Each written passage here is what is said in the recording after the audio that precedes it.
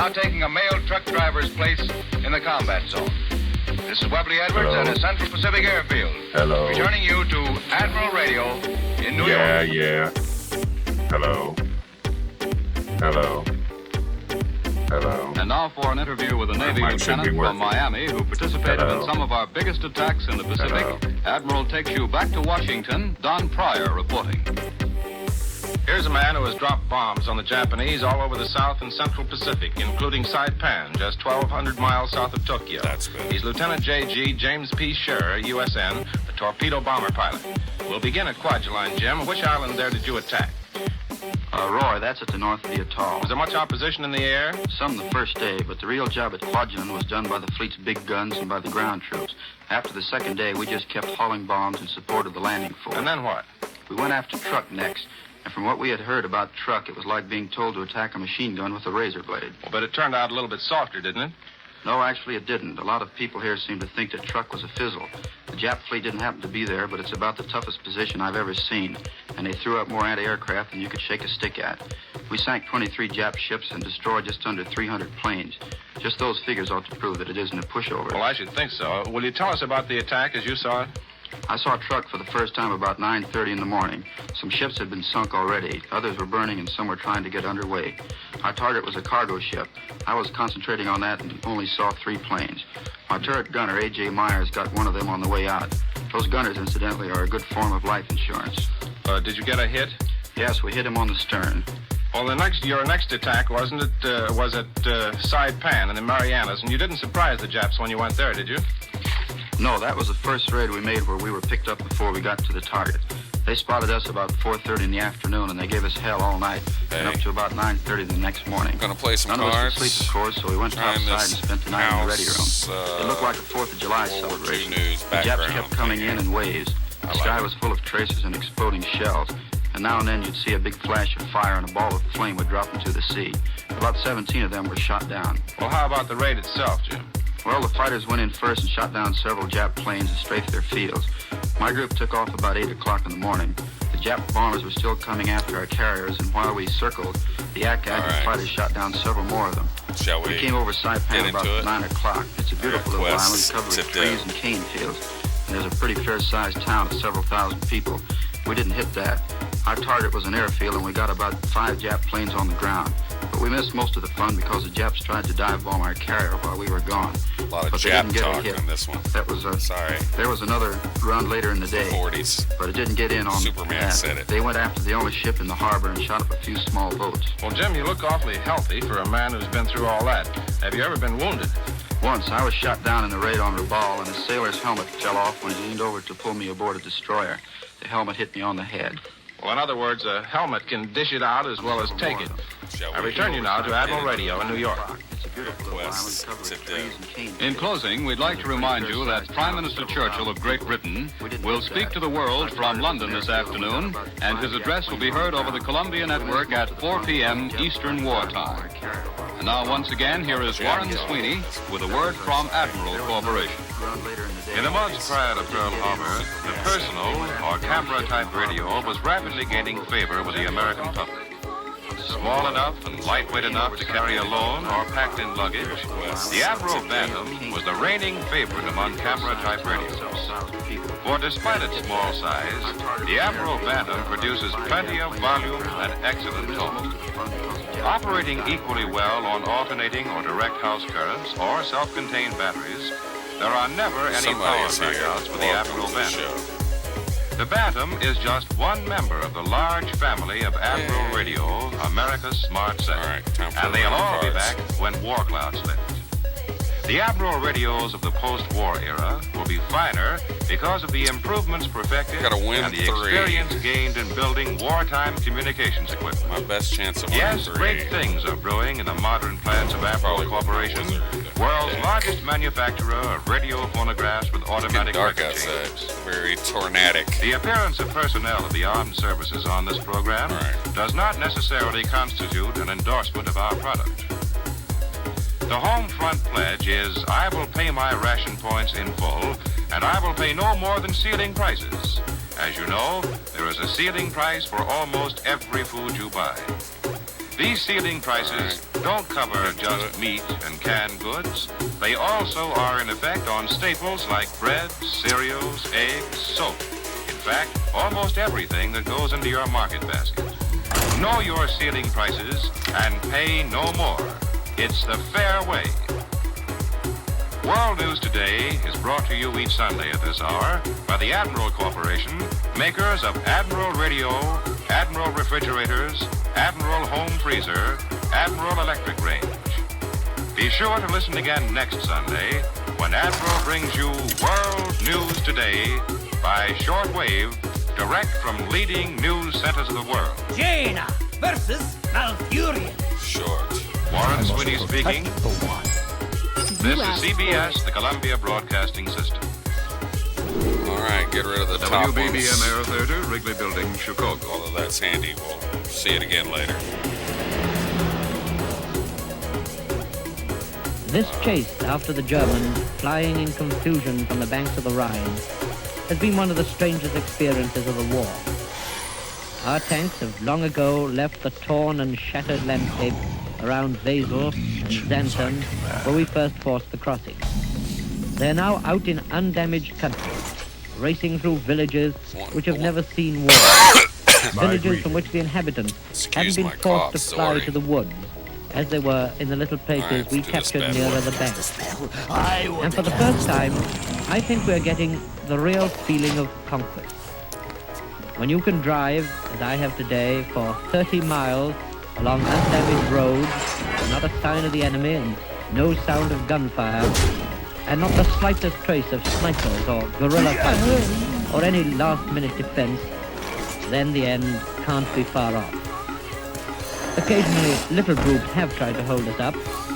The airborne boys told us of one such group composed of Hitler Youth, of about 15, who formed a bazooka team at a roadblock. But they were quickly swept aside, and our tanks and guns are rolling ahead through this level, well-tilled country, past the big red brick farmhouses, every one with its little white sheet hanging from the windows, and on through the woodlands, pressing eastward mile after mile without pause. And everyone is moving faster, because out here we can see the end to it all now.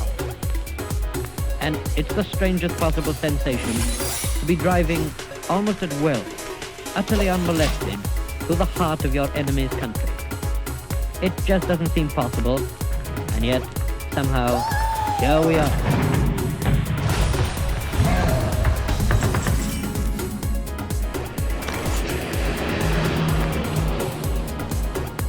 This afternoon, the Prime Minister, Mr. Winston Churchill, crossed the Rhine in a landing craft on the American 9th Army beachhead sector and spent a quarter of an hour walking around and inspecting the signs of yesterday's battle on the eastern bank.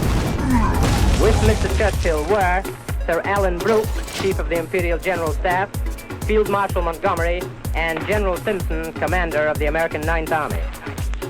During his quarter hour in the bridgehead, the Prime Minister climbed one of the great earthen dikes which were fought for by the infantry and discussed the landing with the American General Simpson. Later, the Prime Minister made a short cruise along the Rhine in the landing craft, his first cruise on this great river since he sailed it in a motor torpedo boat just after the last war.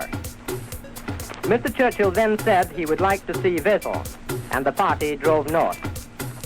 Mr. Churchill, leading the party, climbed onto the first span of the great Wesel Bridge, which was the retreating Germans destroyed, and he inspected the ruins of the town through his binoculars. While the Prime Minister was on the bridge, our guns were in action and landing craft were crossing, and the sound of machine gun and rifle fire could be heard clearly from the town. The Prime Minister spent 3 hours in the 9th Army sector.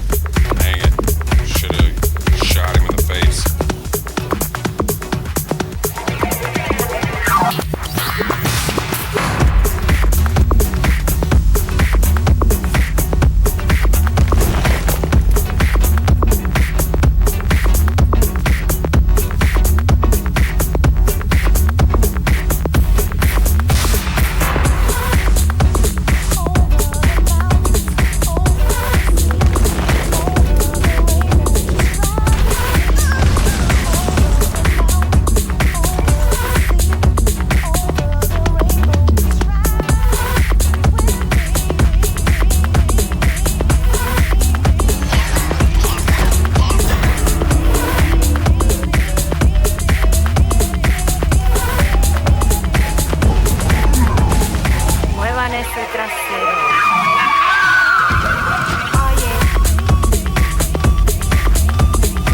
Oye, muevan ese trasero. Oye, oye, go on, our girl. Niña, que grandecita. Así, niña. Oye, que grandecita. Para mostrarle al mundo entero que es grandecita. Para los chicos. Sí, que me gusta. Que Dios te lo ha dado, niña. Para mostrarle. Dame. Que es grandecita. Así, niña.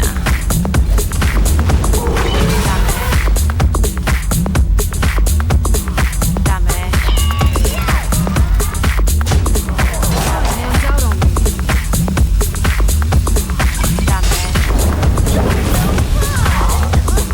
Para los chicos del mundo entero. Que Dios te lo ha dado, niña. Dame.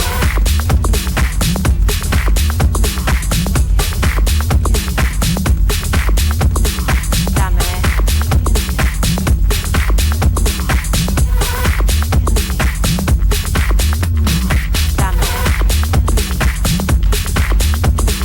Dame. Dame. Dame. Sí, que me gusta. Que es grandecita. Dame. Dame. Que es grandecita. Dame. Sí, niña.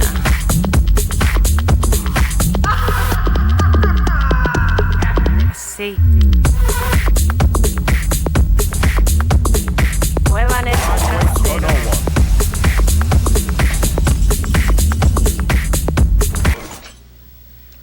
Reset. Sorry, guys. A little playlist problem. Oof. Alright, well, looks like I lost my big dude somehow. What to do? What to do? Yeah, what to do?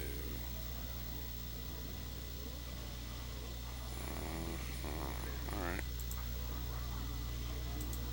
This guy. All realities, all dimensions are open to me. This guy.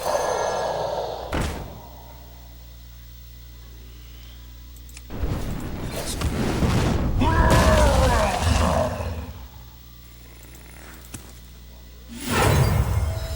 Time runs out on me. Job done.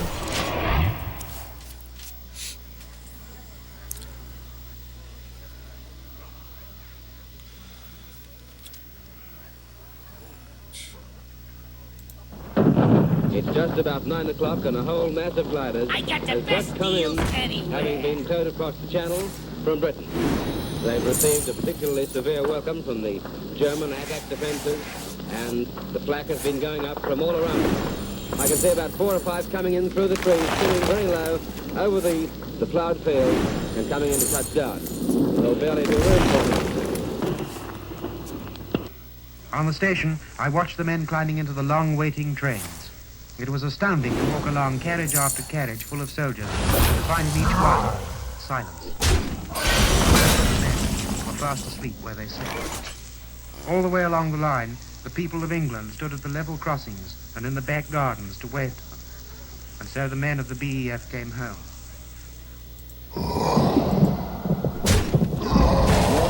Smoke is billowing up from the town area.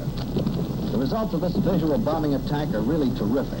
Hundreds upon hundreds of pounds of bombs are raining down on this stricken town, and still the bombers come pouring in.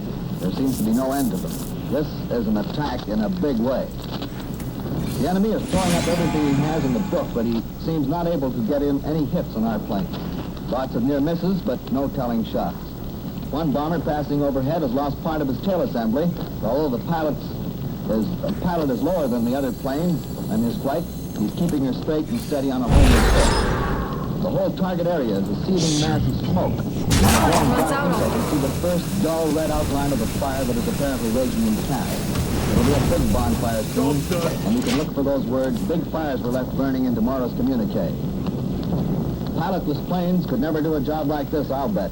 And now smoke is spreading over Cannes, great clouds of it mushrooming upwards, and the flames are beginning to show an angry red color. I got the best deals anywhere.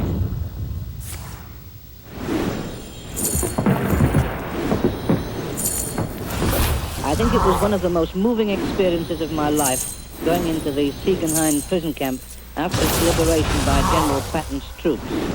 There were 1,200 British troops there, men from all parts of the Commonwealth, and my colleague Bill Costello and I were the first Englishmen they'd seen, the first three Englishmen, as one of them said, in 5 years.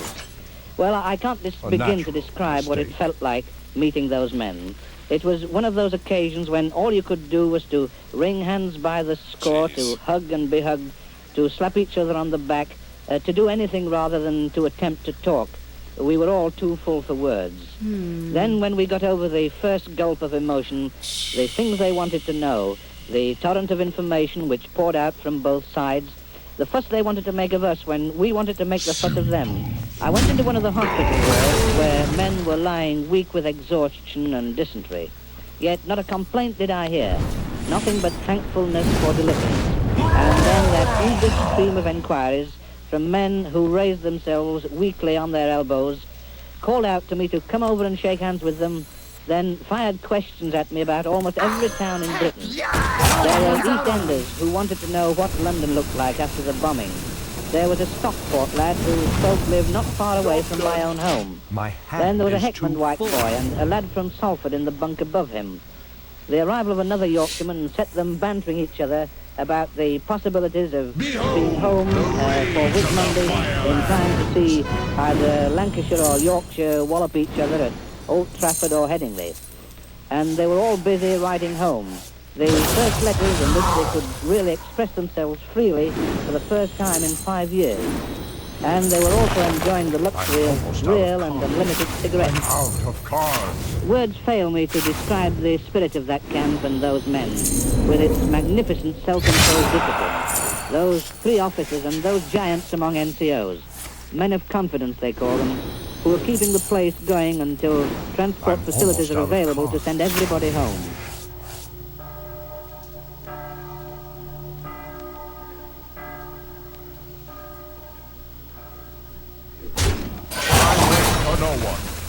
Descending in the pouring rain at the side of French Road. The road squelching with mud and lined right away over the plains of the vast skyline with the inevitable double row of poplars. It's a grey, cold, dismal day. A few lorries only are splashing by to and from the forward areas. But coming down the road towards us is a battalion that I know to be of a famous Irish Brigade. They're marching in threes, and in their full battle dress and kit, they blend with the dripping green grass at the roadside and the brown of the haystacks.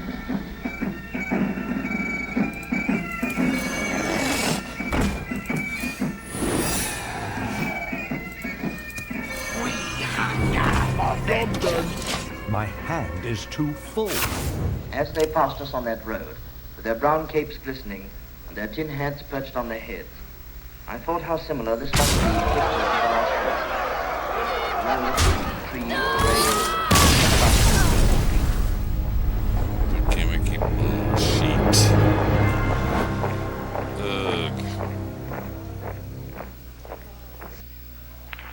Friday, August the 16th.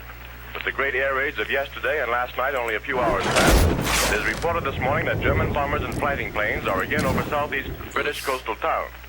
Berlin says a renewal of the attacks awaits only clearing of mists over the channel. In Rome, the Italian High Command says British planes raided North Italy again last night, but there are no details. But now the news direct, as reported by Columbia's correspondents in London and Berlin, following which there will be an announcement of the news by Lytton Wells. First, the report of Larry Lesueur from the British capital. Go back to, Go ahead, London. This is London. I am speaking from a crowded air raid shelter, 2 floors underground. This morning, large forces of German bombers are continuing their unprecedented attempt to bomb England. We do not know yet how many more planes the Royal Air Force have added to their record score of yesterday, when the Air Ministry announced that the RAF had destroyed 144 out of a German armada of 1,000 planes, with a loss of only 27 British fighters. During last night, the Midlands area of England was heavily bombed. One raid lasted 3 hours. Naturally, there were casualties, as yet undetermined.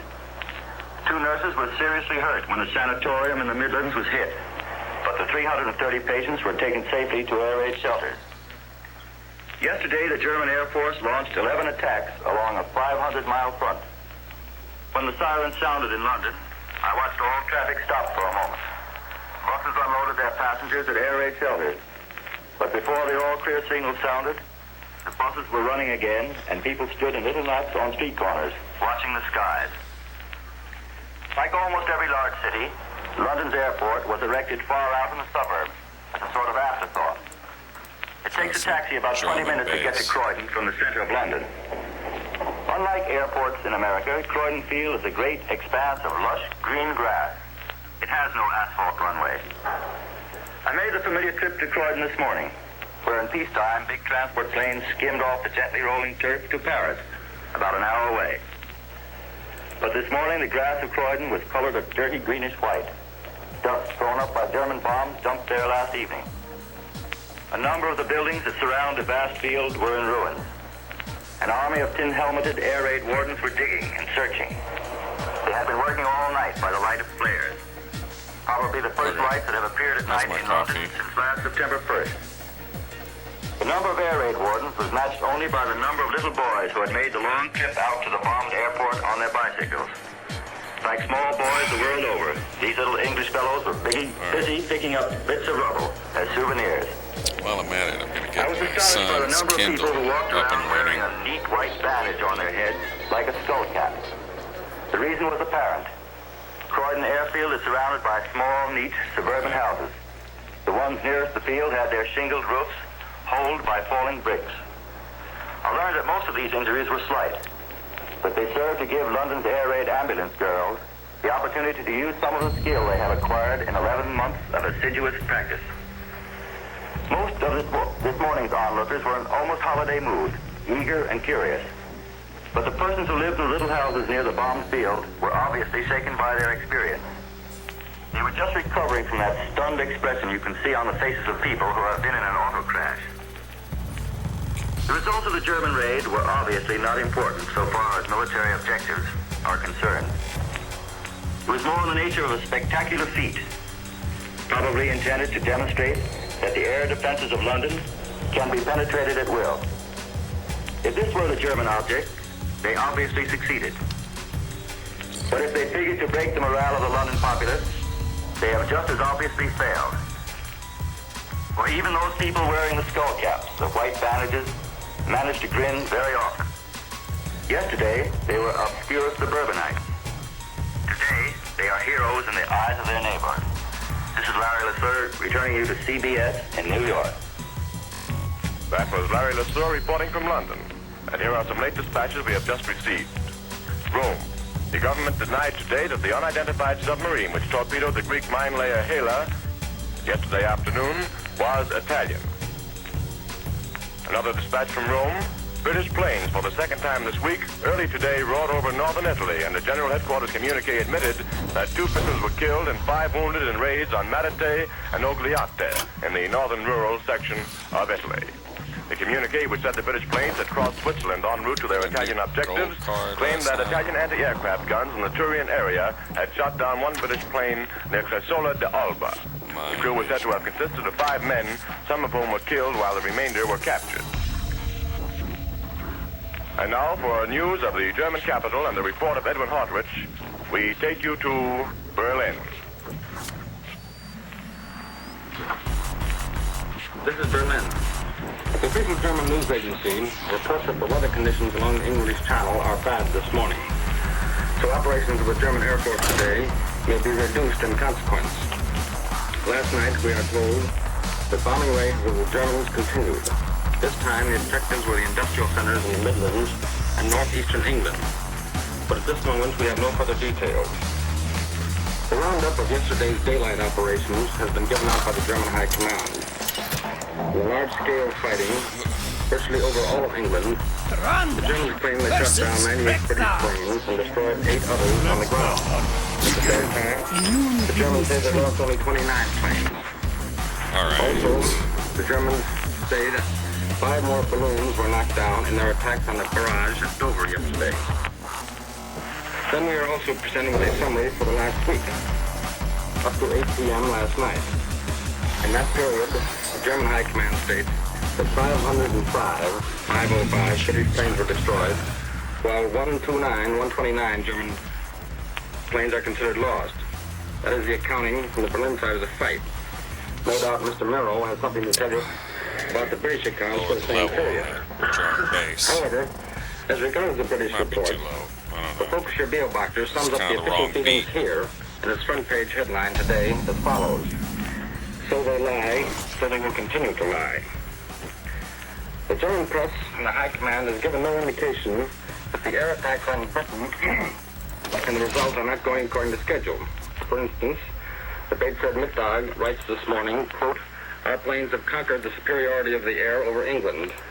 The British coastal fortifications have been crushed within a few days, end of quote. Then the paper accuses Winston Churchill of having multiplied the German losses by 40.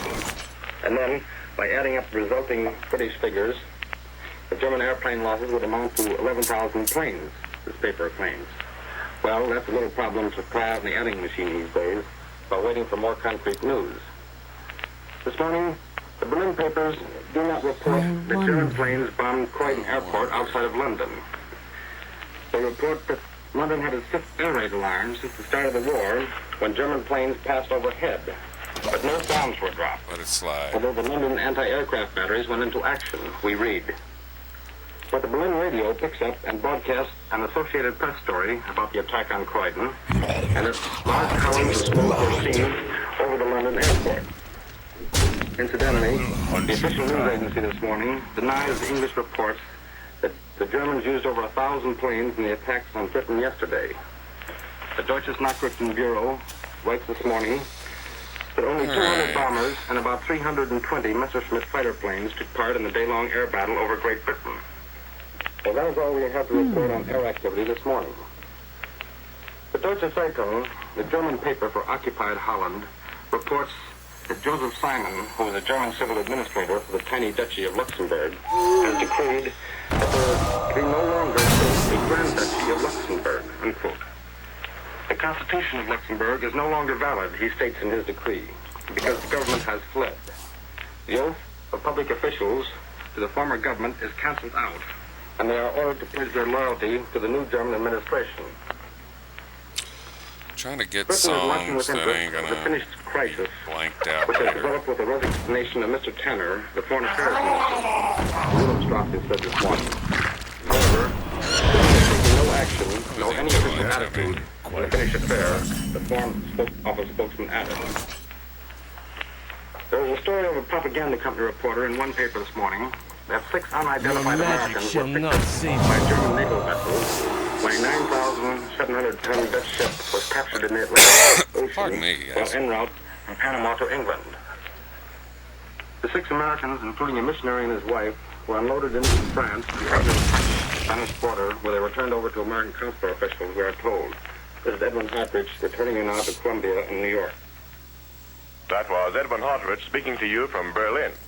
Here in New York, Linton Wells is standing by with more news and his analysis of the news. Mr. Wells.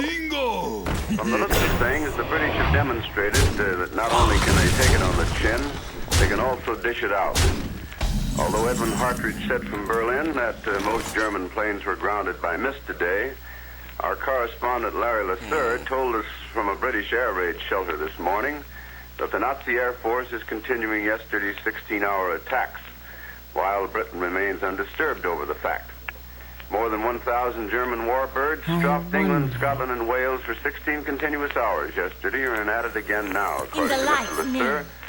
While English fighter planes and anti-aircraft were and are taking their toll of Nazi war machines, the RAF was doing some blitzkrieging on its own account against German and Italian bases, showing game.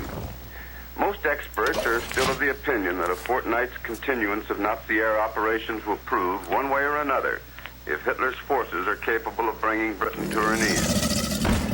As British planes reportedly continue their night raids on northern Italy, Rome grows more incensed at Switzerland. Although the Swiss are lodging a vigorous protest with Whitehall against RAF planes flying over the Alps on their way to Italy, the fascists are threatening drastic action against Switzerland on the grounds that the Swiss are in reality cooperating with the British. Coming on the heels of the Italian press campaign charging Switzerland with insulting Italy and Germany and urging Italian residents of Switzerland to defend themselves, it is not beyond the bounds of probability that the fascists are preparing for some sort of punitive action against Helvetia, as they are apparently against Greece. There has been no explanation so far of yesterday's mysterious submarining of a Greek mine layer off the island of Tinos and the subsequent torpedoing of a quay with considerable loss of life. But there are reports from Athens that Italian planes have attacked the Greek steamer Frinton off the island of Crete. Rome professes ignorance about these attacks, but the Italian press continues to charge that Greece is a tool of Great Britain in a plot to upset the peace of southeastern Europe and is promising a strong Italian answer. This would seem to be leading up to an Italian demand for Greek territory, which will probably be granted, thus complicating Britain's position in the eastern Mediterranean. Yesterday, you will recall, the United States Marines managed to obtain control of the most important sector of the former British section of Shanghai, an area which includes the downtown business, banking, and hotel district and the Huangpu River waterfront. This left the United States the sole Occidental nation in a position to uphold the rights of the open-door policy in China. The Japanese made no effort to conceal their disgruntlement over the failure of their efforts to gain complete control of Shanghai's international settlement, and it was prophesied freely that Tokyo would reject the plan. This morning, it is reported from Shanghai that an official Japanese spokesman has made a summary demand upon American officials to turn over the newly allotted British sector to the Nipponese. To submit to these demands would be tantamount to complete surrender of all American and all Occidental rights in China, while Secretary of State Hull has said on more than one occasion must be respected and maintained. So the probability is that the Nipponese demands will be summarily rejected by Washington. But the Japanese are not people who understand the meaning of the word no. So the probability is that the American Marines in Shanghai are in for a warm time of it during the weeks to come. How far the Japanese militarists will go remains to be seen. But heretofore, they have shown little respect for any foreign power's rights except those of the United States to a mild degree. Now that they are in a position for a real showdown with America, it is too much to expect that caution will characterize their dealing with the situation. If simple pin-pricking and vocal protests were likely to be the extent of Japanese pressure, there would be no cause for concern.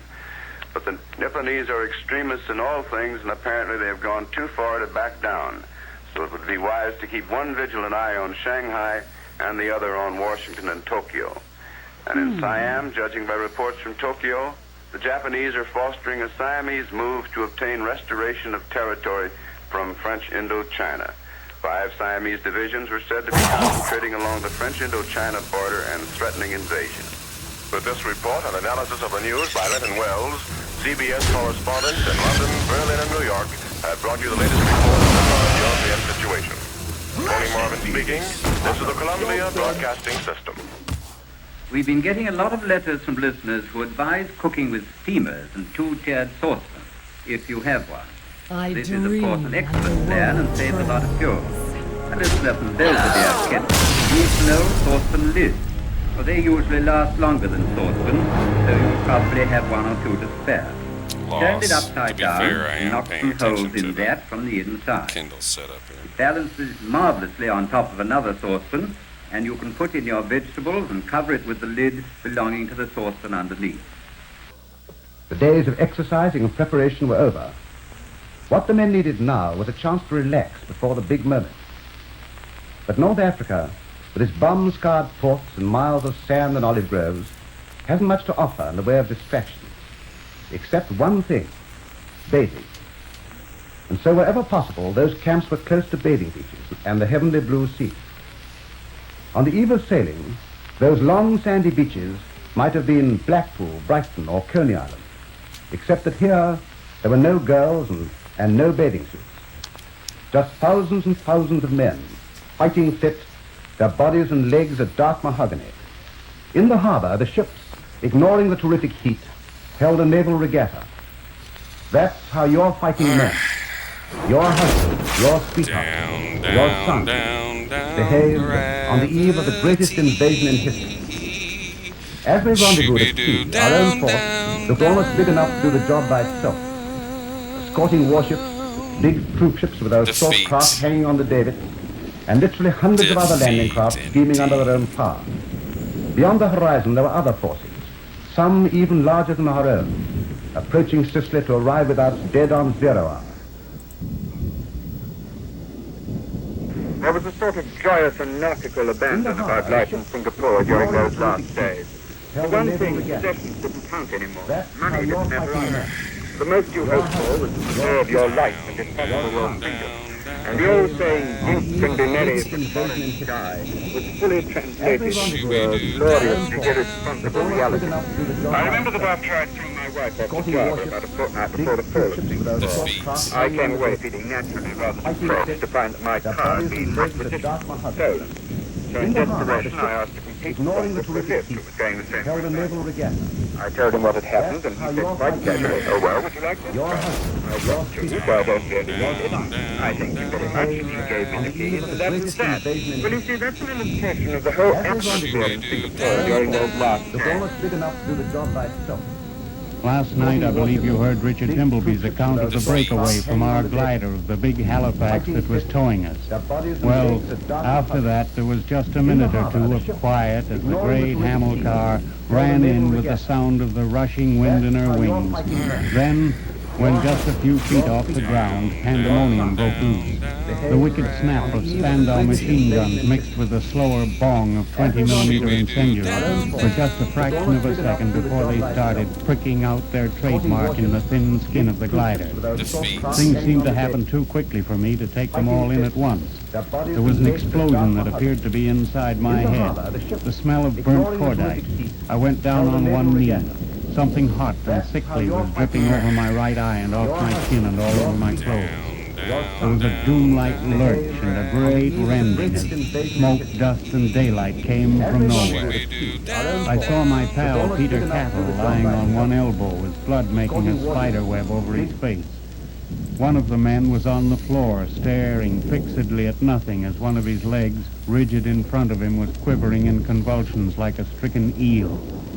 I saw the Bren carrier go inexorably out of the nose of the glider, carrying the whole works ahead of it, and wiping 2 signalers off the top of it like flies.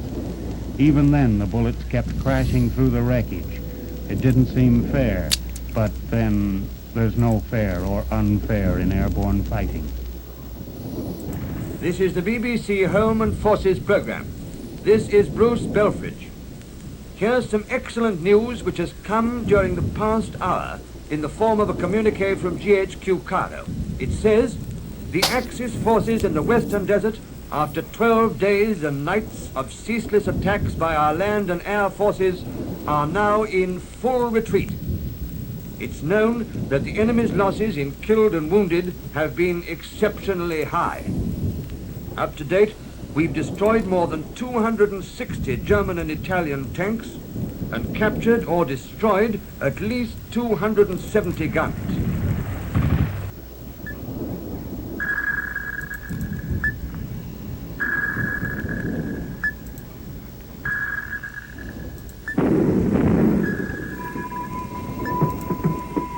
We're now mixed up in, I think I'm right in saying, the first attack on a convoy which has been actually recorded at sea.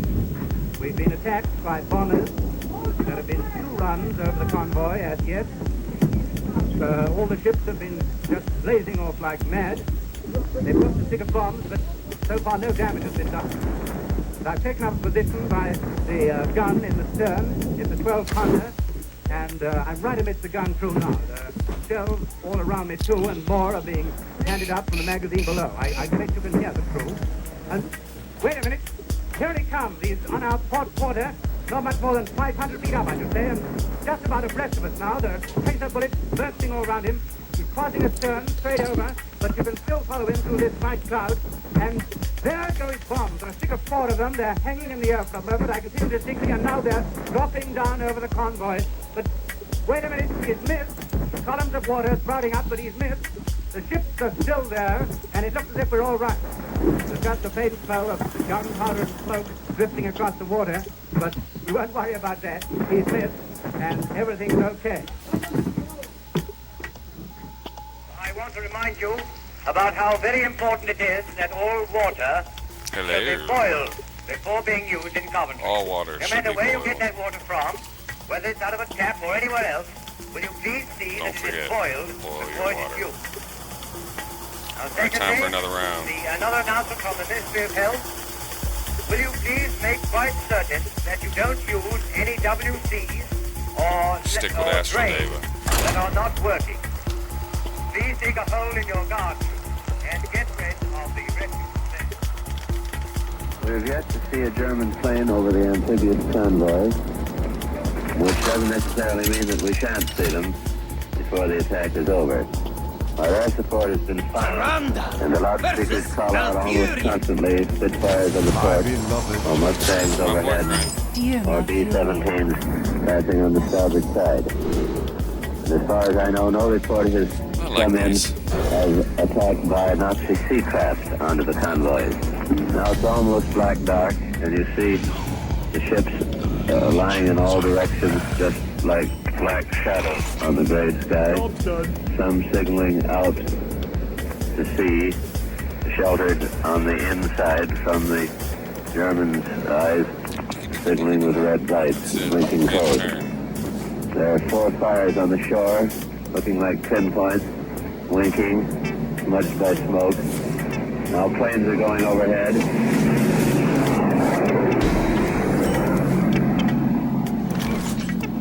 That baby was plenty low.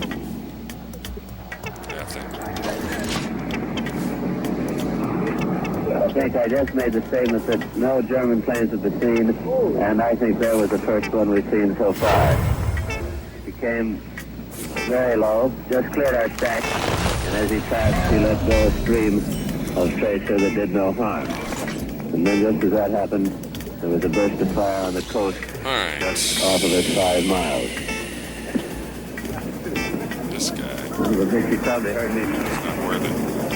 German planes have been in the sky now, the darkness is on us, and the tracers have been flying up. They seem to have withdrawn from them for the moment, but the plane that we just had come over our ship was the first Nazi we've seen so far. He took a pass at us and went on, and nothing particular happened.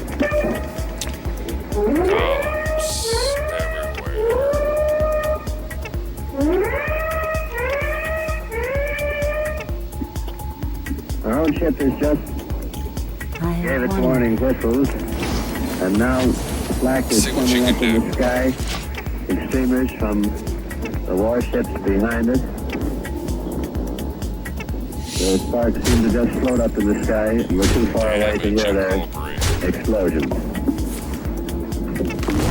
Heavy firing now just behind us, and anti-aircraft bursts in the sky, and bombs bursting on the shore and along in the convoy from the German planes that are beginning their first attack on the night of June 6th. Now the darkness has come on it. These planes are here overhead now. The motors of the Nazis coming and going in the cloudy sky.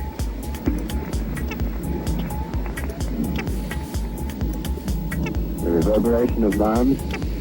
Every once in a while you see a burst of fire from the bigger caliber on one of the warships firing up. That was a bomb hit. Another one. And the tracer lines keep marking it up into the darkness. More and more, Very heavy fire now off our stern. Some warships in that area. Fiery bursts. And the flak and streamers going out in a diagonal slant.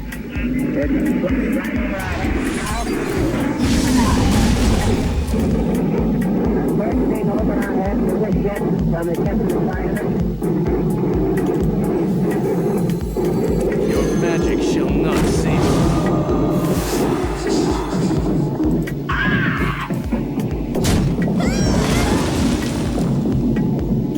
Now it's died down.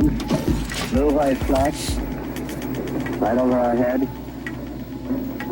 And we can't see the plane, nothing but the black dust of the ack in the dark sky. Here comes the plane. More anti-aircraft fire. Inboard toward the shores. And the Germans must be attacking more with their stones off our stern because the stream of fire, the faces, is almost parallel with the water. Hot tracer lines are coming up almost all around us. Off the stern and off the side. Fires are coming down now. Benny Benjamin. How you doing? See me losing here? I can heal myself though. My level's too loud. How they sounding to you? Planes come over closer. Fiery, low, brilliant fire down low toward the French coast, a couple of miles. I don't know whether it's on the shore or is a ship on fire. Here's very heavy attack all now. good in the neighborhood. Good to know. Alright, what's happening here? This dude summoned yet another Jade Golem. Like my World War II news in the background. Surprisingly goes well with random house music. No copyright, of course. Alright, I gotta pull something out of my butt. 8 points.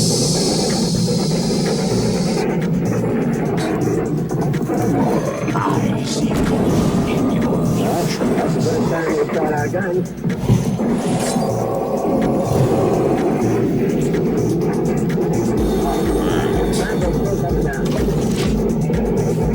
Background overwhelming. The music or the news. Lower the music a little bit. my shield for Argus. And lower the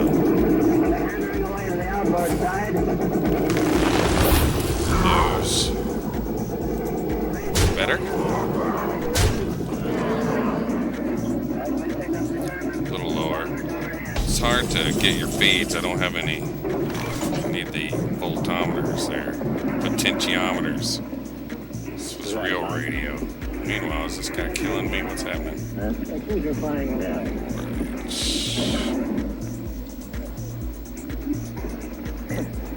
Oh, this guy. Heavy fire from the naval warship, as well as 20 millimeter and 40 millimeter tracers. The sounds you just heard, perhaps the burst or two of the bomb. Well, let's back for a moment now. This is what we do. There's nothing but black cloud puffs. Explosions in the sky. And the distant roar of the flames. Silence him. Down there, near some of the British convoys. Kill him. And I heal myself. Now the air attack is died down. Survive another turn. Except for the British convoy, off a couple of miles. You ever play this game? Pay attention, and for class. that one fire burning near the shore, the French shore, which is beginning to die down somewhat.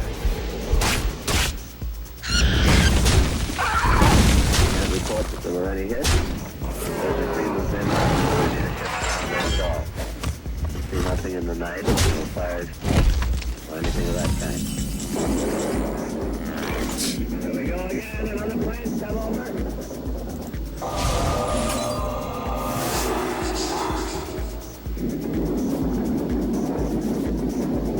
Right over our port side. I don't have any dragons in my hand. Raising the make on an arc right over our bow now. Job's done.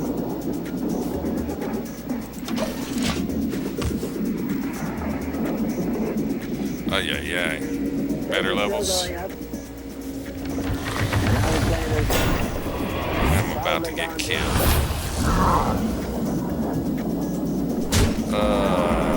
Come on.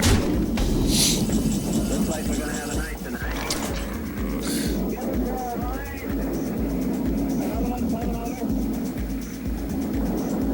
There's nothing I can do, man. I am dead. D-E-D, dead.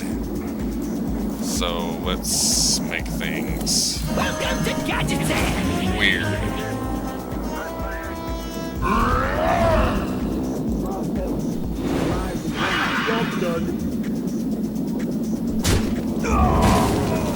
That was fun.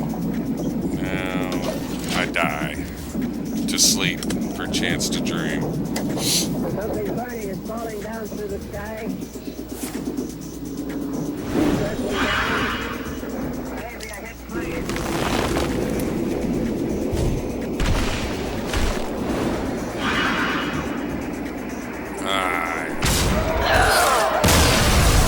Can you randomize it if it goes right back to me? That's not random. And defeat. I'm good at this. Alright, to be fair.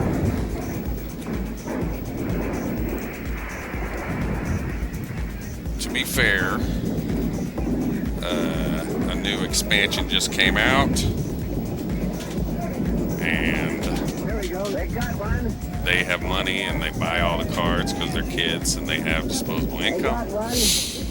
And I don't. I have to get decks the old-fashioned way. I have to earn them. I'm playing hours and hours of video games. It's tough, man. It's tough. So tough. Thank goodness.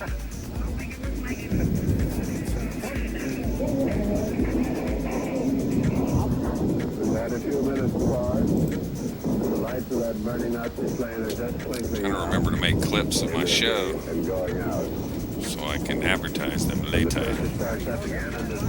They have money and they buy all the cards because they're kids and they have disposable income. And I don't. I have to get decks the old-fashioned way. I have to earn them. I'm playing hours and hours of video games. It's tough, man. It's tough.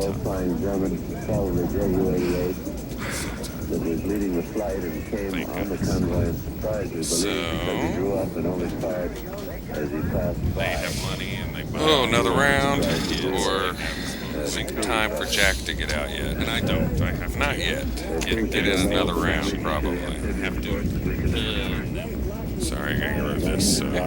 Playing hours and hours. Clip Twitch. This clip that I was saving. Apparently people don't want to watch like 2 or 3 hours of games at a stretch just to find, you know, the diamonds, the little pearls. So I've got to spoon feed them. I'm working on it. I'm new to this. If I can only use my DJ skills to take over the Twitch gaming world. I will. Oh yes, I will. I'm wondering if I should just start doing random Shakespeare. I have a Shakespeare jukebox that I play. It's pretty good. Right now I was trying the World War II stuff. They'll be out that first thing tomorrow morning when it's daylight. I guess the levels are better, hopefully. The coast is quieted down. Whatever. And all around it. I still can't win this game. And no light or no firing.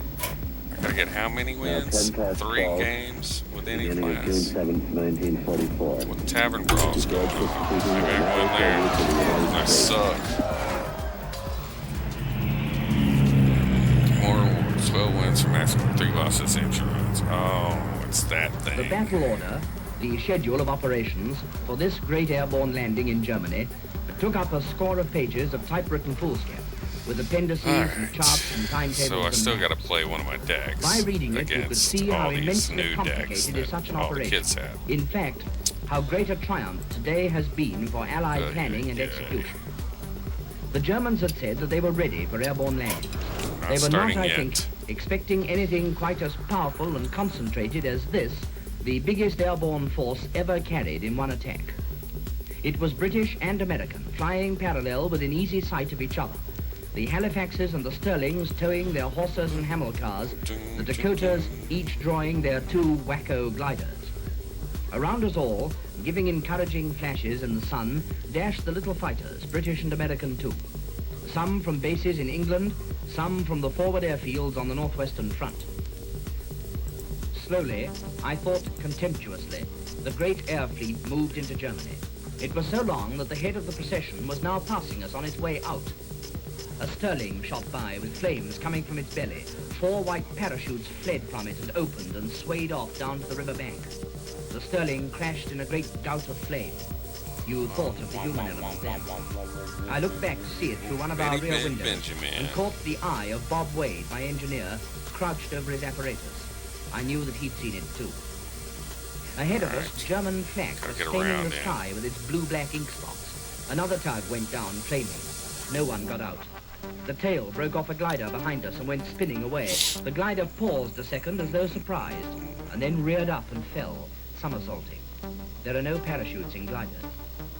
We were almost on the dropping zone now, the patchwork of fields that I'd seen marked out on large-scale photographs, lying below us in the glare of the sun and the dazzling mist. We called up Hamilcar 277 for the last time. You are over your dropping zone now. The Halifax skipped a little as the glider let go. We turned sharply, and a great bunch of flak turned with us just off the starboard wing. 277 wheeled away beautifully, and then I lost sight of her as she joined the hundreds of others, banking silently down like a flight of tired moths, seeking their rest on the ground. And as we turned, I saw simultaneously the smoke of 5 aircraft, blazing like torches in the fields and the woods just below. Some German guns fired, and the Typhoons, who were patrolling on the lookout for just such a thing, swooped and were gone down in a flash to strafe the gunners. Our fighter protection had been first class, but you can't subdue everyone, and there were some of our force who paid the price for hauling their gliders to the right spot at the right time.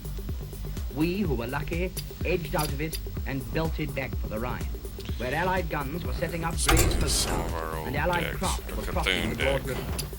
There were tanks closing up in the winding roads of the West Bank and great convoys of lorries. Below us, the army was on the move into Germany. And back in the flak stains and the mist, its spearhead was now on the ground and fighting, by the empty hulks of the gliders, among the black pillars of smoke, the funeral pyres of some of those whose pride it had been to lead the spearhead in. Jane versus Maeve. None can escape my fury. You asked for it. 2 feet from where we're standing, in the very same old WWII railroad coach where the armistice was signed on that chilly morning of November 11th, 1918, negotiations for another armistice, the one to end the present war between France and Germany, began at 3:30 p.m.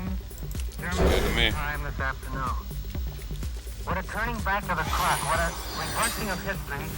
We've been working here in this beautiful Compiègne forest this afternoon. What a contrast to that damn near 22 years ago. Yes, even the weather.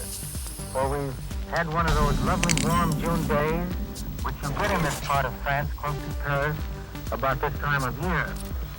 As we stood here watching Adolf Hitler and Field Marshal Goering and the other German leaders laying down the terms of armistice to the French plenipotentiaries here this afternoon, it was difficult to comprehend that in this rustic little clearing in the midst of the forest of Compiègne, from where we're talking to you now, an armistice was signed here on a cold gray morning at 5 a.m. on November 11th, 1918. The railroad coach, it was Marshal Foch's private car, stands a few feet away from us here, at exactly the same spot where it stood on that gray morning 22 years ago. Only, one and only it is, too, Adolf Hitler sat in the seat occupied that day by Marshal Foch.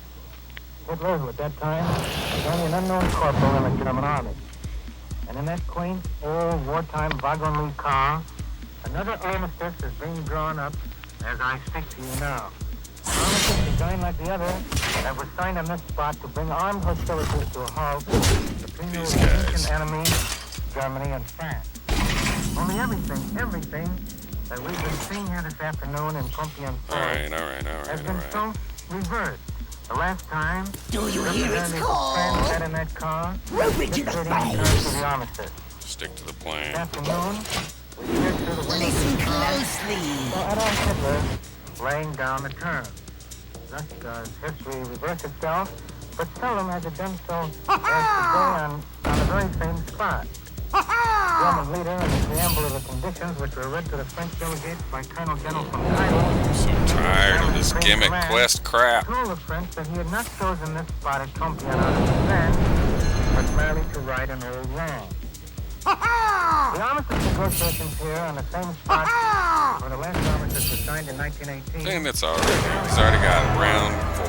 Began at 3:15 p.m. our time. A warm June sun cheap down crap. On the big elm and pine trees cast pleasant shadows on the wooded avenue. As Herr Hitler, the German plenipotentiary at his side, appeared. He lighted from his car in front of the monument to Alsace-Lorraine, which stands at the end of an avenue about 200 yards from the clearing here in front of us where the armistice I was car just gonna, stands. cast a. That famous Alsace-Lorraine statue was covered with German war flags, so that you could not see its sculptured work or read its inscription. Post-war years, and doubtless many of you It's have coming! seen it. A large sword representing the sword of the Allies, and a large limp eagle representing the old empire of the Kaiser. Listen closely. Come on, dude. To the heroic soldiers of France, defenders of the country and of right, glorious liberators of Alsace-Lorraine. Through our glasses, we saw the Führer stop, glance at the statue, observe the Reich war flags with their big swastikas in the center. Then he strode slowly toward us, toward the little clearing where the famous armistice car stood. I thought he looked very solemn, his face was grave, and there was a second. As he walked for the first time towards the spot where Germany's fate was sealed on that day, 1918, a fate which, by reason of his own deeds, is now being radically changed here in this spot. And now, if I may sort of go over my notes I made from moment to moment this afternoon, now Hitler reaches a little opening in the Compiègne woods where the armistice was signed, and where Let's make magic.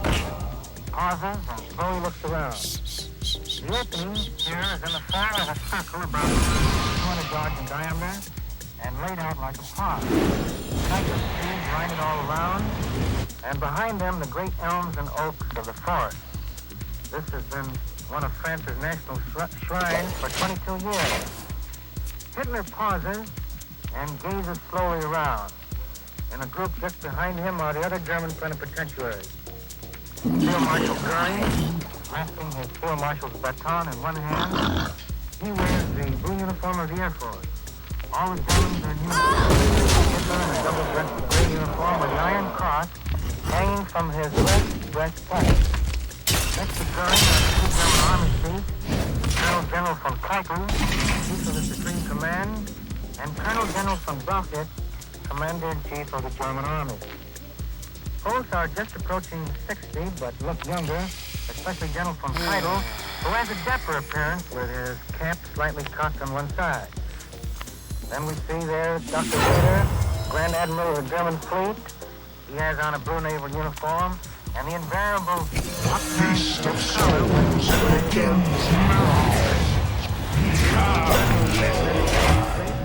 his foreign minister, Joachim von Ribbentrop, in the field gray uniform of the Foreign Office, and Rudolf Hess, Hitler's deputy, in a gray party uniform.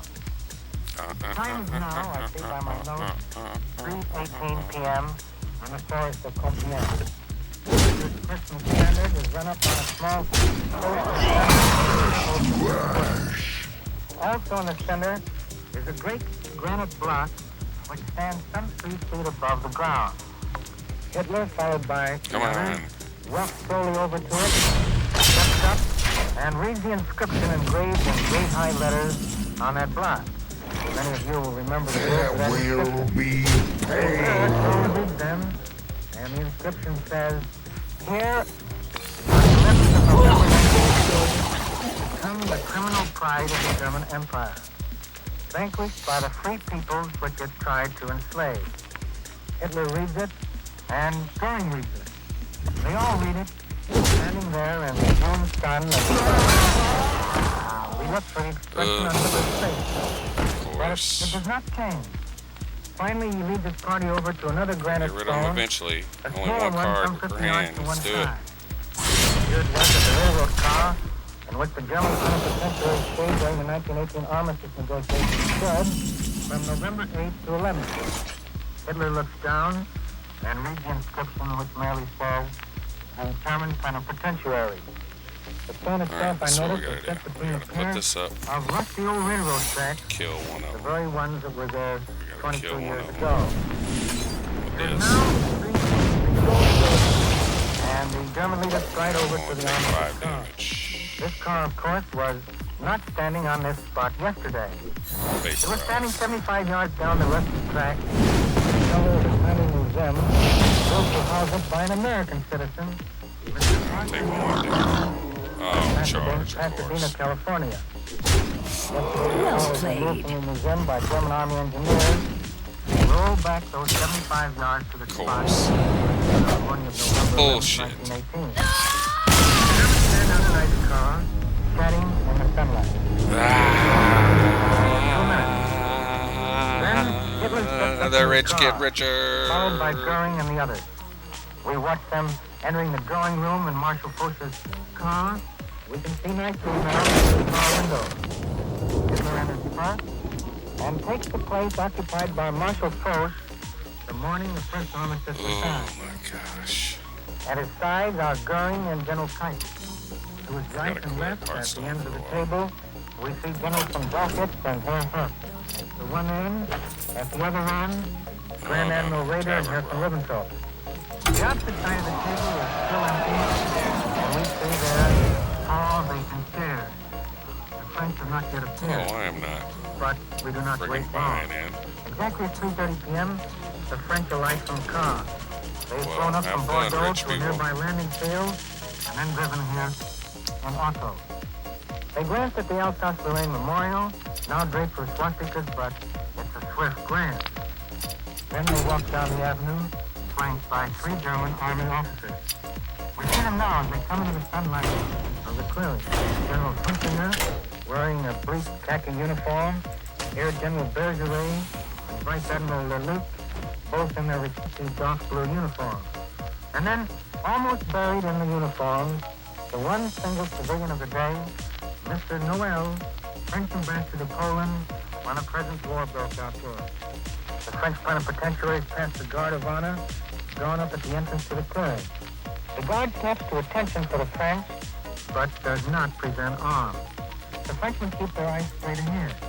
It's a grave hour in the life of France. And their faces are daring, show the burden they feel on their shoulders. Their faces are solemn, drawn, but they're the picture of tragic dignity. They walk stiffly to the car where they're met by 2 German officers, Lieutenant Colonel Trippelskirch, Quartermaster General, and Colonel Thomas, Chief of the Fairs Headquarters. The German salute, the French salute. The atmosphere is what Europeans call correct, but you get the picture when I say that we see no handshake, not on occasions like this. The historic moment is now approaching. It is 3:32 by my watch. The Frenchman enter Marshal Foch's Pullman car, standing there a few feet from us in Compiègne Park. Now we get our picture through the dusty windows of that historic old WWII car. Hitler and the other German leaders rise from their seats as the French enter the drawing room. Hitler, we see, gives the Nazi salute, the arm raised. The German officers give a military salute, the French do the same. I cannot see Mr. Noel to see whether he salutes or how. Hitler, so far as we can see through the windows just in front of us there, does not say anything. He nods to General Keitel at his side. We see General Keitel adjusting his papers, and then he starts to read. He is reading the preamble of the German armistice terms. The French sit there with marble-like faces and listen intently. Hitler and Goering glance at the green tabletop. This part of the historic act lasts but a few moments. I note in my notebook here this. 3:42 p.m., that is 12 minutes after the French arrive. 3:42, we see Hitler stand up, salute stiffly with hand upraised. Then he strides out of the Goering room, followed by Goering, General Brauchitsch, Grand Admiral Raeder is there, Herr Hess, and at the end, Herr von Ribbentrop. The French remain at the green top table in the old Pullman car, and we see General Keitel remains with them. He is going to read them the detailed conditions of the armistice. Hitler, Goering, and the others do not wait for this. They walk down the avenue back towards the Alsace-Lorraine monument. As they pass the Guard of Honor, the German band strikes up the two national anthems, Deutschland über alles, and the Horst Wessel song. The whole thing has taken but a quarter of an hour, this great reversal of a historical act. Well, now, here is William C. Kirker of NBC. We've been working together on this joint broadcast for CBS and NBC. Your speaker thus far has been William L. Fryer of Columbia. And I'm now going to turn you over to Bill Kirker, who will tell you what went on inside that car. Classic Mage, on this perhaps. historic day of June 21st, 1940, in Compiègne Forest, where the new armistice is now being worked out. Take it over, Bill Kirker. Thank you, Bill. Hello, CBS. Hello, NBC. This is William C. Kirker now carrying on. We are still waiting for those exact terms, but we have only the following on hand. It is the preamble which Colonel General von Geitel read to the French plenipotentiaries after Hitler spoke these few words, which were the only ones he uttered during the time he sat facing the French delegates. Quote, General Oberst von Geitel now has the word, unquote. Von Geitel rose, faced the French gentlemen, and opened his address to them by saying, quote, Let's do in this. confidence to President Wilson's terms, giving securities for an honorable peace, November 11, 1918, the German army laid down its arms, unquote. Referring to the, quote, in honorable terms of enforced upon Germany, unquote, and the ensuing consequences, von Geitel continued to read, quote, now France has been conquered.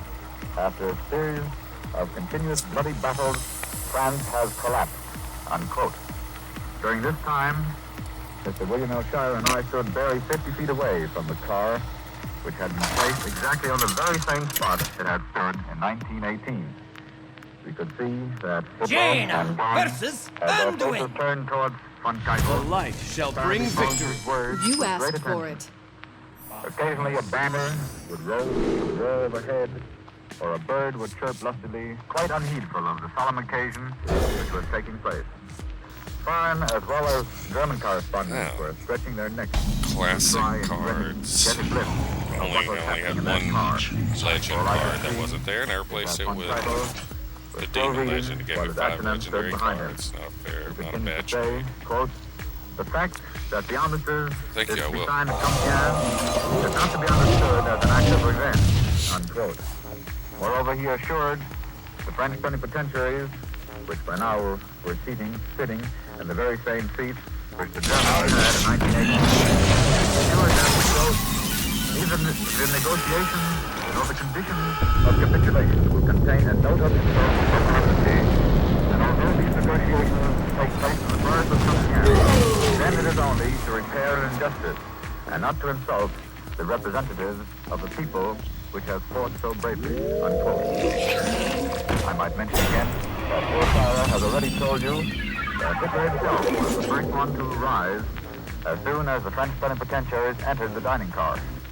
By the by, the number of that car is number 2604.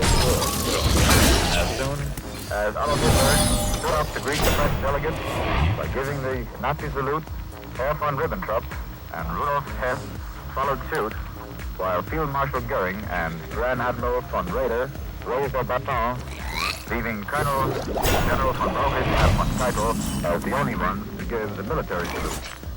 The French gentlemen themselves, in turn, greeted with a military salute, and all those present wore uniforms, except Monsieur Noël, who was attired in smart civilian clothes. He himself was quite a contrast to the glittering uniforms which surrounded him. However, undeterredly, he took his place, almost facing Herr Hitler, who was sitting at the opposite side of that long green table with his back towards the statue of General Foch. The introductions of the French plenipotentiaries to the German representatives were made by Lieutenant Colonel Sittenkirch. The whole thing lasted only about 30 seconds, and then Hitler motioned to Colonel General von Keitel to start reading the preamble. I've given you the first part of that address. It does not contain any direct information as to the terms by which Hitler will accept the capitulation of the French army. However, it does give us a hint as to the basis of negotiations, which are still continuing. These three sentences, which I shall just give to you in just a moment, were read to the French delegates from the preamble, as of which I understood, was prepared by Hitler himself. It seemed to me as if von Keitel took special pains to address the French delegates personally, as he said, quote, "The general basis of these negotiations is to prevent resumption of the present fighting. Secondly, to offer Germany all securities for her continuation of the war against England. Furthermore, thirdly, to create the presupposition for the planning of a new peace, the content of which is to be the reparation of an injustice inflicted upon Germany by force," unquote. Well, that is all we know at the moment. I've rushed this translation to you as quickly as possible, and as you may notice, of course, it does not tell us anything in particular. Those exact terms have not been officially made known. Tonight, a tale of long-lost Germany will accept capitulation of the French army and of France itself were made known to the French plenipotentiaries after Hitler left the car. However, before he got up to salute the French delegates, there was a moment during which something occurred which even until now has remained unclear to all of us here who have been right at the spot with a grandstand seat, so to speak. It appeared as if Hitler was reading some sort of declaration. At any rate, Goering was peering over his shoulder, and it looked of what Hitler was reading off. Anyway, it lasted for about 2 minutes. To be exact, from 3:40 to 3:42.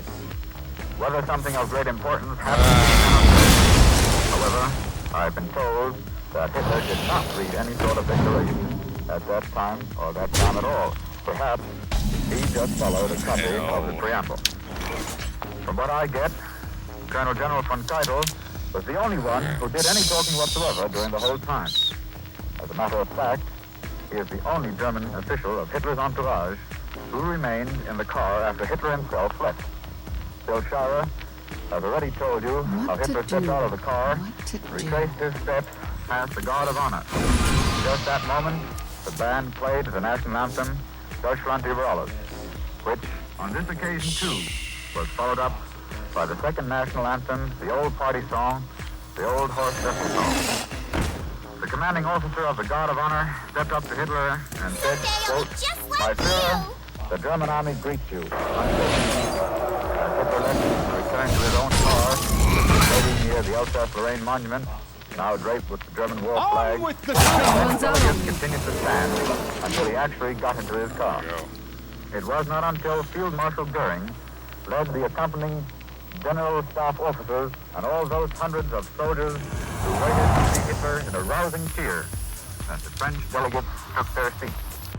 As I've said before, von Keitel remained with them and handed them the German terms in French. At exactly 4:26, the plenipotentiaries left the car to walk over to a small tent which had been set up for them. Oh my. Is someone They had a injured? chance to discuss the conditions of capitulation among themselves. It is not a fancy tent they got, but at any rate, it had a table, 4 chairs, and a sealed washstand. They also had their own telephone line to Bordeaux, so as to be able to confer with the heads of the French government. I must remain Apparently, here. the Germans, that is to say, von Keitel and his attendant remained in the car after the Frenchmen had left. It was not until later that I saw von Keitel step out and take a walk into the nearby woods. Meanwhile, discussions among foreign correspondents have been pretty heated as to what sort of terms the Frenchmen got. We still do not know anything, and in all likelihood, it will not be until late tonight that some sort of conclusive information will be handed out. We had plenty of time to run over our notes and to give you the first-hand description of what actually took place. And with the Holy Nova. Trying to get something, or to find out a little more. Well, it was 21 years and 8 months ago that Compiègne was the scene of the signing of an armistice. And today, we are right here on the very same spot. It is the same car which was used that time, the same table, the same chairs. Only this time, everything is reversed. Where Marshal Foch sat that time, now Hitler sat. Where the German delegates had their place, now the French plenipotentiaries are. Everything is reversed. Then it was Germany who was asking for an armistice, and now it is France taking our bid for an armistice to German military officials. Job's done. We are in the midst of a hurricane of events, which have been unleashed by Hitler with a kind of furious prodigality and unconcern for world opinion. Barely 6 weeks ago, he let loose with the biggest show in his career. And in this short span of time, the clock of history has been set back almost a quarter of a century. And today, we have witnessed the reversal of time. Apparently, no new developments have come about. Bill is motioning to me, telling me there is nothing new at the moment.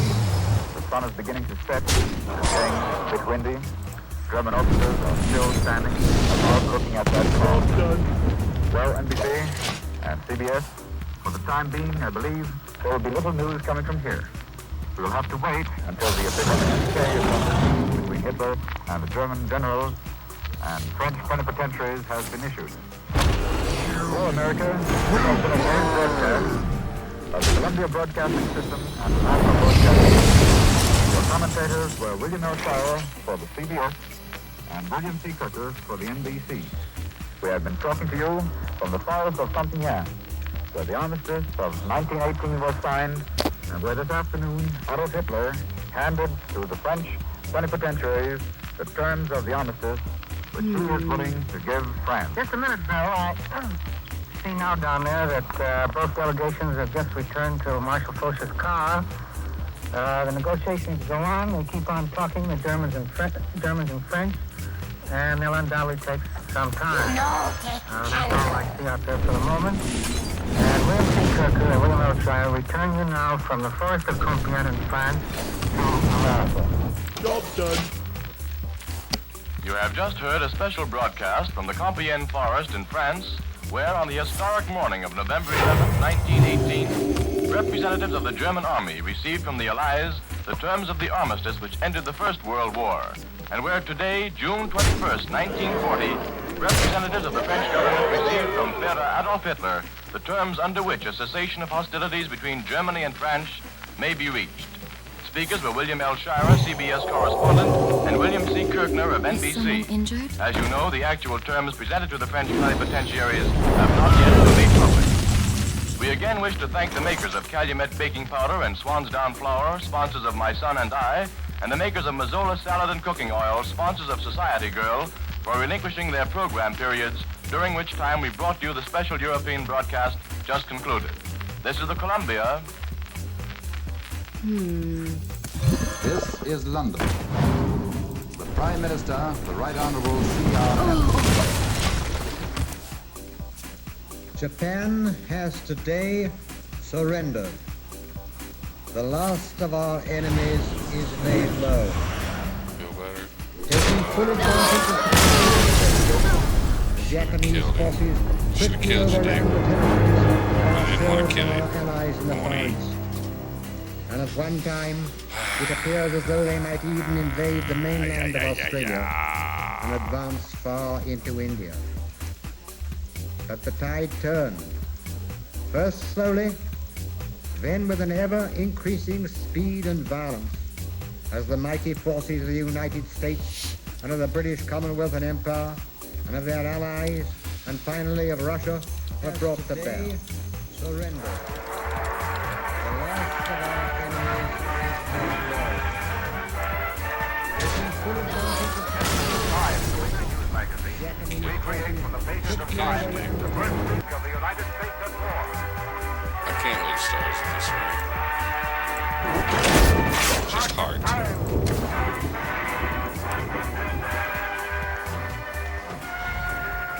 Sunday,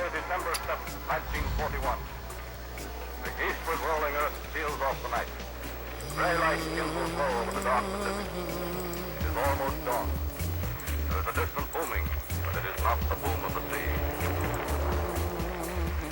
In the western half of the United States, it is mid-morning. Church time for thousands. Almighty God, who has given us this good land for our heritage, we humbly beseech Thee that we may always prove ourselves a people mindful of Thy favor and glad to do Thy will.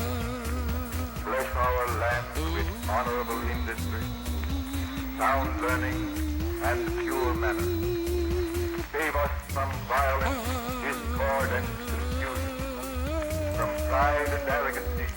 Sorry, I had to get that off my chest. Now, should I die one more time? I can't seem to win a game today. I made a classic mage deck. One shy of what the book friggin' thing was. Okay, I shall play it again and lose. Because I'm good at it. Or should I just go back to crooning to this house music?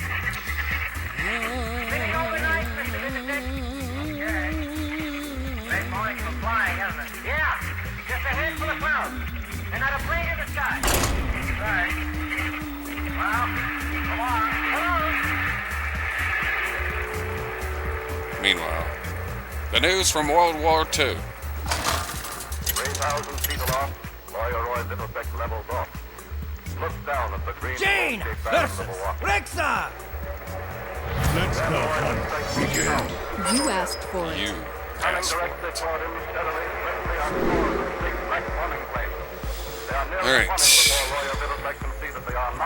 Destroy your opponent's weapon. Should get rid of these. Don't need that many mirror entities. Don't need that right now.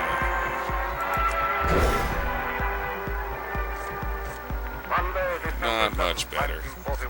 Yay. It is 2:05 p.m. The Washington office of Secretary of State Cordell Hull. Japanese envoy Elmer and Seward will arrive 15 minutes late for the question. Alright. Summon your kitties. Why is he not complaining already? I have 1 point. I could have 2 points. I'll put up Swamp Ooze. But I'll stick to Miriam. Classic defensive maneuver.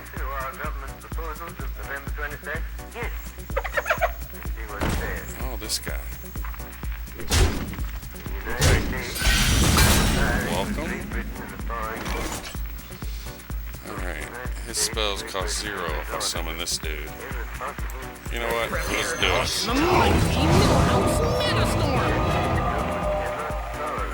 Astounding. Enjoy. Free spells. Free spells for everyone. Hello, Lurker. Is this one of my returning friends? Speak up. I need chat fodder. I need it to look like I'm doing something. So put up your stuff. Astounding. Falsehoods and distortions on a scale so huge that I never imagined On a scale so huge. any government on this What am I doing?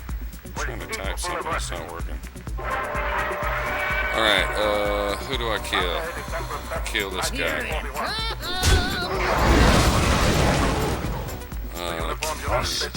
It is astounding. I shoot that. I got 1 point left. Welcome. That wasn't a bad comeback. Monday, December 7th, 1981. It is 2:25 p.m. in the almost deserted Washington office of Bill Peacock of the Associated Press. What do you got for the night quiet? Nothing much. Routine Sunday stuff. I'll get it. Associated Press. No bill. It's Steve Irving. Hello, Steve. Where are you? At the White House? Danger looking everywhere, but we got to dare. And with evil deeds, they can't destroy all our dreams. We must. To say. And if we don't, in just 1 year, Mother will disappear. Round up the staff and get them in That's here. it. I'm going to the White House.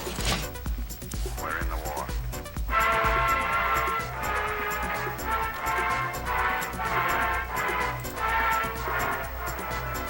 I let the dogs out.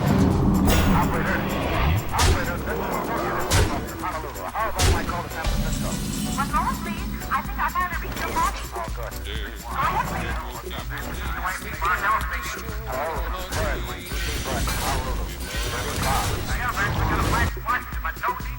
The attack is still going on. What's going on? I'll give you what dope I have. Ready? Go ahead.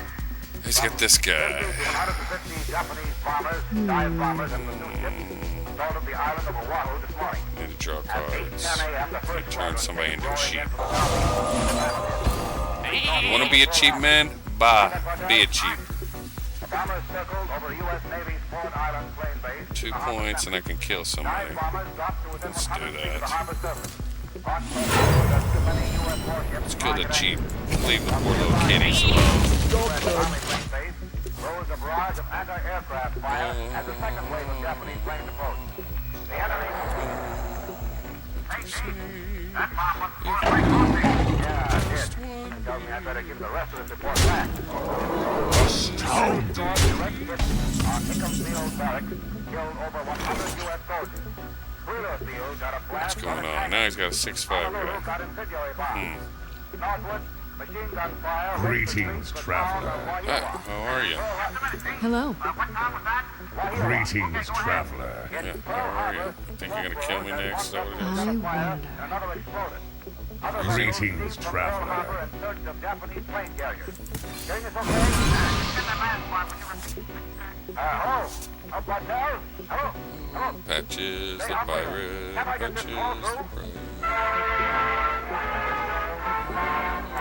Greetings, traveler. Last after 23 years and 25 days. I'm in charge now. Greetings, traveler. Aye,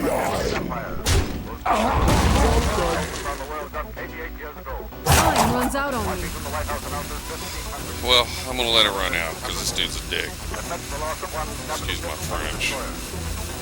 As the faithful news reaches the 132 million peace-loving, peace-making American people, Hello. by radio, press, and every word of mouth, these are some reactions. In San Francisco, it's just church time. As into a filling station.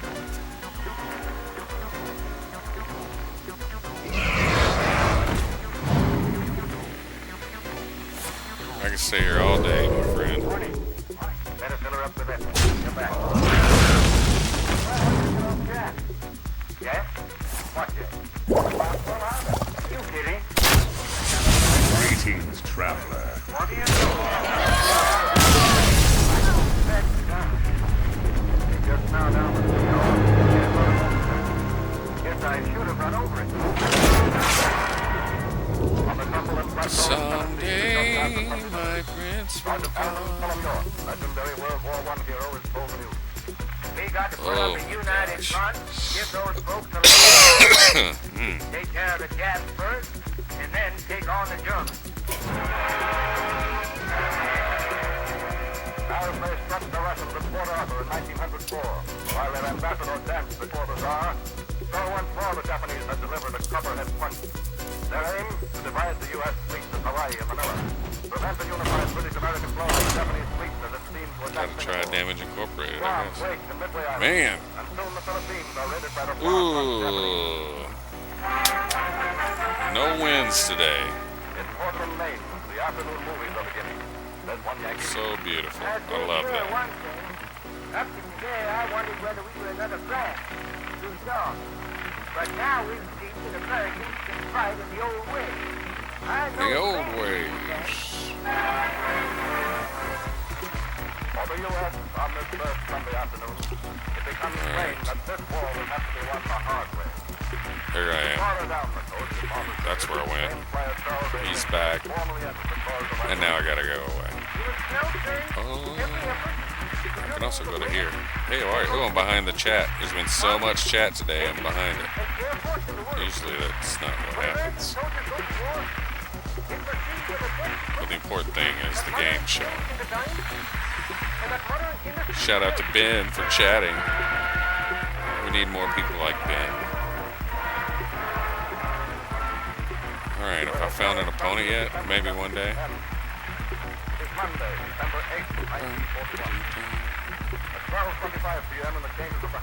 I need coffee. Oh my god, my coffee is running out.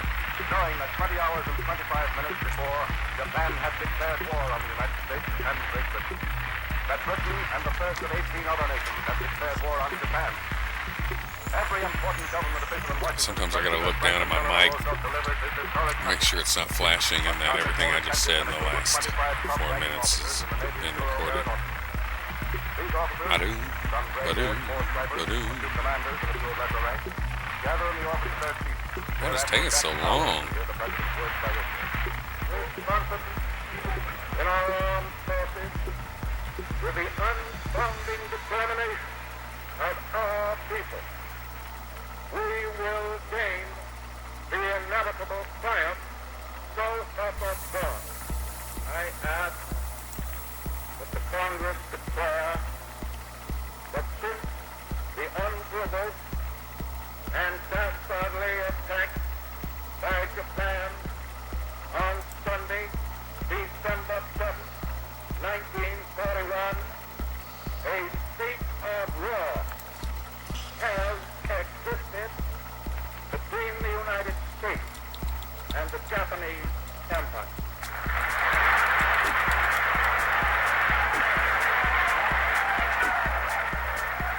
Ladies and gentlemen, you have just heard. Gentlemen.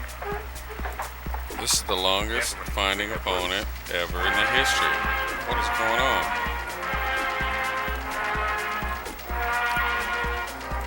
51 minutes after the President had spoken, the Senate, with not a single dissenting vote, the I think I just need 80 gold to get the next level of the solo adventures, so I can get more dragons. And then if I can get all the solo adventures, then I can go back to buying booster decks. Oh, you rich kids with your boosters. Buy me a booster, yo. At 4:10 p.m., the President signs the war resolution passed by the Congress. Something is up.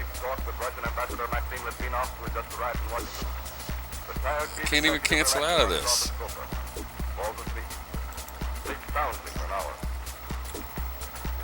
Alright, we'll just let it go. Go off and do other stuff for a day.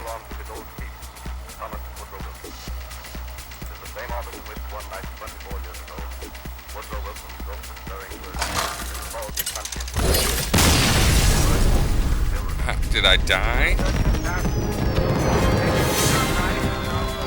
I won. Nice. Whoever my opponent was, I'll take that victory. Wow. Free victory, people.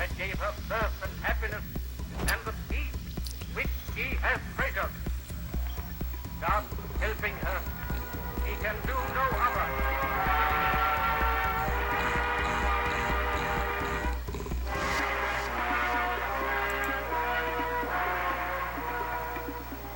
Tokyo, Wednesday, December 10th. All right, I got a free victory just then.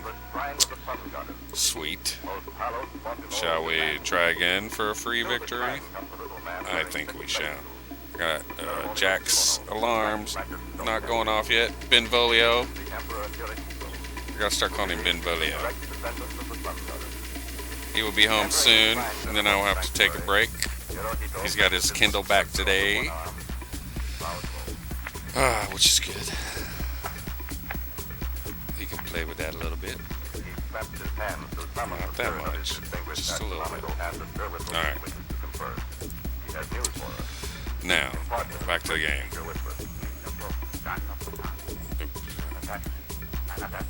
I'm going to try Damage Incorporated again. Remember, shoot him in the face.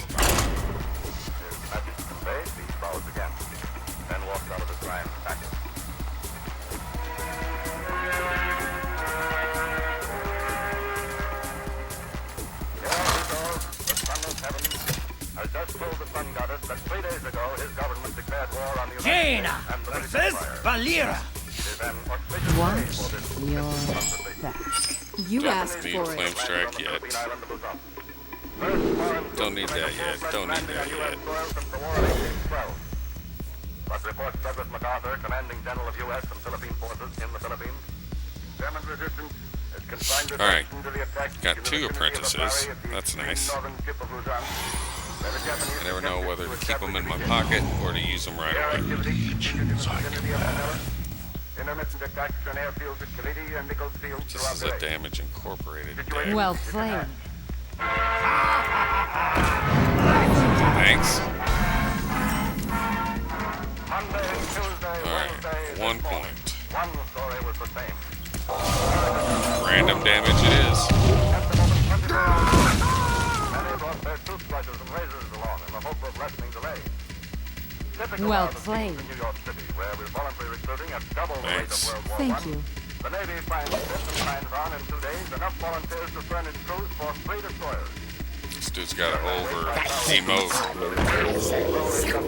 Oh, Jade Golem deck. To shoot it, but I can't. I'm from the Daily News. Alright, so I'll just shoot him. I could pull 3 out. That's what I'll do. Draw 3 cards. Draw 2 cards. Should be 3. Job done. Anyway, it doesn't matter much how you feel. Welcome. You know what you gotta do. Who's my lurker over here? Speak up.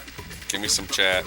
Yeah, that's right. I'm Dave Coward from Hick Street over in Brooklyn Heights. How do you feel about all Are my levels okay for you? 3 years in the Philippines. This guy's toast. Is my news overpowering my voice? The world may never know. Alright. 3 crystals. You ain't a gas sergeant. Oh, no. My name's Edward Carl. Put this up.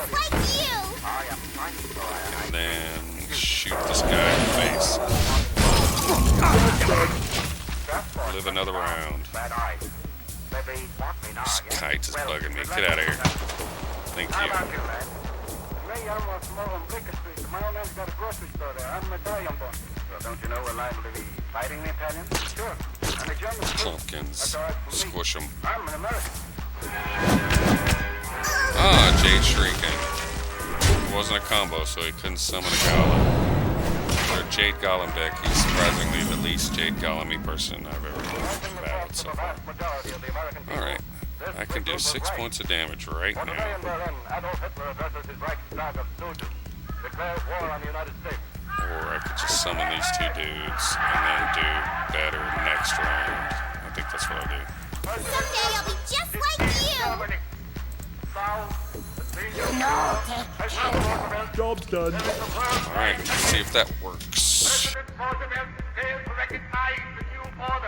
Cough. He'll kill them all, I'm sure. Come on.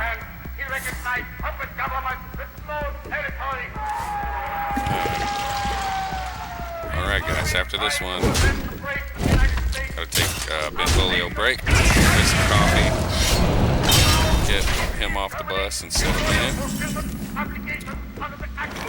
Destroyed with my apprentice.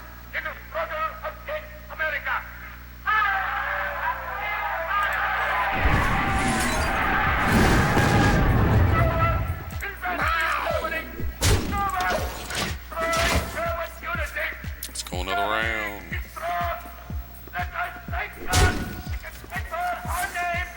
Oh my gosh.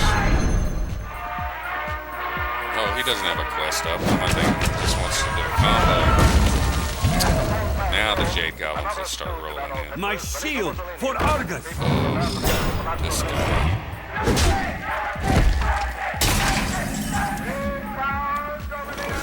Alright.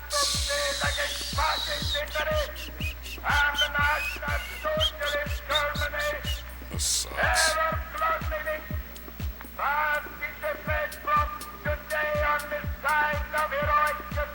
Got no spells in my pocket. That dude does 8 damage to all minions. So I'm gonna get him out as soon as possible. So in the meantime, let's play. Jade Serpent guide you. He's about to do some major damage to me. I'm not happy about that.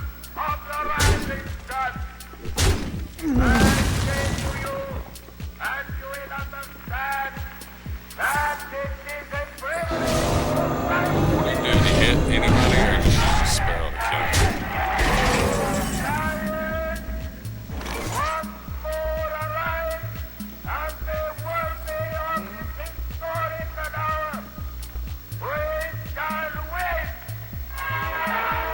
Damaged all minions, so this guy's father. His second war message in 4 days. And this time in only 135 words. Embrace the power of the cabal. At 1:04 p.m., without debate, without one dissenting vote, the Senate and the House of Representatives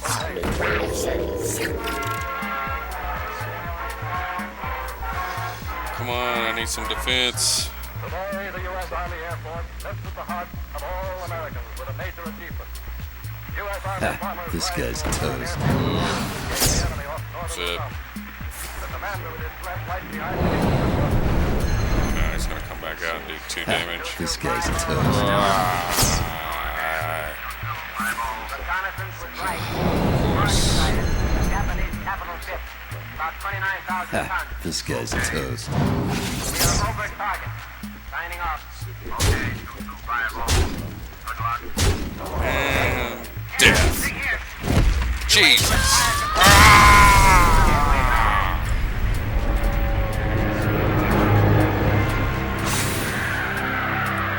That star is gone. Those days are gone. All by myself, yeah. Don't wanna be all by myself anymore. Alright, guys. That's it. I gotta go. Gotta get out of here. Jack is on his way. Try to get one more clip in before I go.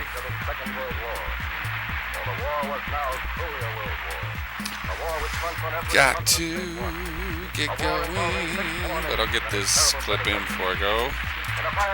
Those days. All by myself, yeah. Don't wanna be all by myself anymore. Alright, guys. That's it. Oh, wow. How do we accidentally go back to that thing? Always wants to go back to that one. Alright, guys. Stream is over. See y'all later. Time marches on. World War II. Peace.